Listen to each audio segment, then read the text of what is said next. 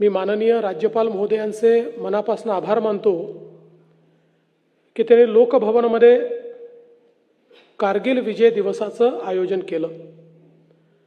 आपल्या सर्वांनाच याची कल्पना आहे की कारगिलचं युद्ध भारत देशाच्या इतिहासातलं एक अतिशय महत्त्वपूर्ण अशा प्रकारचं युद्ध आहे, ज्या युद्धामध्ये अतिशय कठीण परिस्थितीमध्ये भारतीय सैनिकांनी जे शौर्य दाखवलं ते जगाच्या युद्धाच्या इतिहासातील अतुलनीय अशा प्रकारचं शौर्य आहे।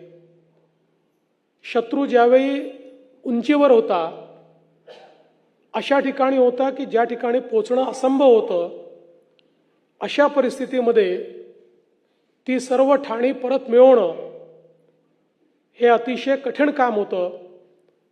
पण भारतीय सेनेने, मग थलसेना असेल, त्याला मदत करणारी वायुसेना असेल आणि सोबतच आपले रक्षण करणारी नौसेना असेल, यांनी प्रचंड शौर्य त्या ठिकाणी दाखवलं।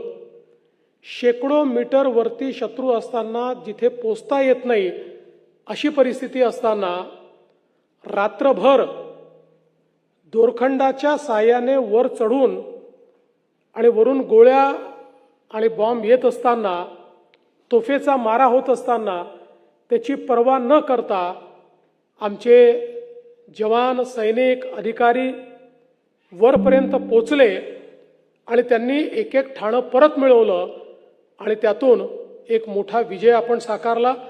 मगाशी आपण बघितलं की कशा पद्धतीनं एकीकडे खालून आमचे जवान वर जात होते आणि दुसरीकडे आमची वायुसेना त्या ठिकाणी हवाई हल्ल्यांच्या माध्यमातून एक प्रकारे या ठाण्यांना उद्ध्वस्त करत होती।